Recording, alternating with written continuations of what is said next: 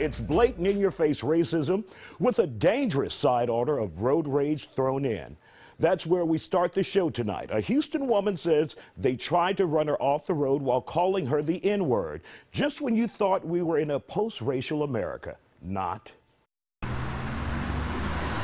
When you hear Kenisha Singleton's story, you'd think we were thrusted back into the 1950s or 60s, where hoses were turned on blacks during the fight for civil rights.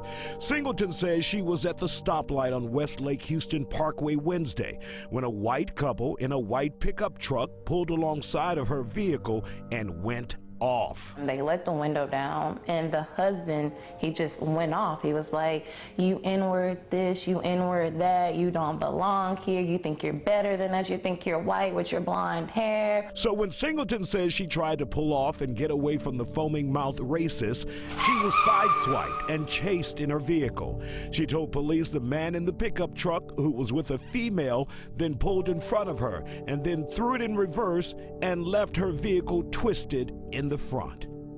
That is just mind-blowing. Joining us here live on The Factor Uncensored is Kenisha Singleton, who has been through a crazy 24 hours, and frankly, she's lucky to be alive tonight. Welcome to the show. When this happened to you, what went through your mind, first of all, when you heard them call you the N-word from their truck to your vehicle? I was shocked. I was like, oh, wow, you know, they're talking to me. You think about stuff like this and you see it on TV and you're like, you know, I'll be prepared. I'm ready for this to happen. No, you're never ready, because it caught me completely off guard. I caught up and I was like, what's going on? And it was N-word this right off the bat. You don't belong here. You think you're better. And when I tried to take a picture of the license plate, they told me, you call the cops, we kill N-words too. So he was just very belligerent, crazy. And the female in the car, she threw a soda in my car. And then that's when I, you know, tried to get away from them, and they followed me. And then what happened after that? They followed me. We got on the opposite side of the road going back up Westlake Houston towards the Beltway, and he sideswiped my car in his pickup truck. And that's when I decided, okay, I need to pull over. This guy's serious. When I pulled over on Summerwood Lake Drive, I stopped my car, and I kind of panicked. He drove around me, jammed on his brakes, and by then all the bystanders, they're looking, and he reversed his car full speed into my car. Well, his truck full speed into my car.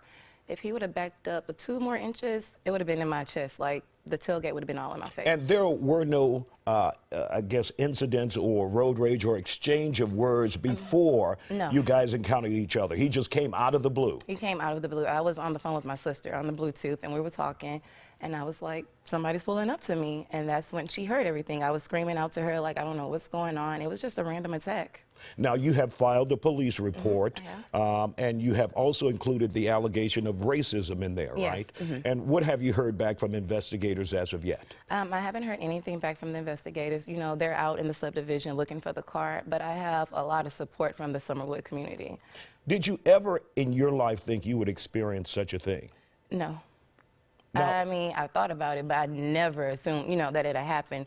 I mean, it happened like that to where I couldn't even defend myself. Many of us would think we would be bold and ready to go in a situation like that, but I can see it catching you off guard. You would be filled with fear. Exactly. I was scared. You know, I was the person, I'm ready for it to happen to me. You know, I'm going to give it back to him. No, I was scared. At one point, I thought, you know, this guy can pull out a gun and shoot me. He was evil. He was angry. I'm not sure why. I was coming home from work. I've been living there for over 6 years. I'm not sure where he was going, but I was going home. So it was just crazy. It was like out of the blue craziness. And all because they say it was the color of your skin because you're black and they were white. Exactly, yes. The first thing he said to me was the N-word. So he thinks I'm better, and he told me I don't belong here. So with that being said, I'm like, where do I belong? If I don't belong here, where exactly do I belong? Ms. Singleton, thank you for your time, and we wish you the best. What a horrible situation to go through. Thank you. All right.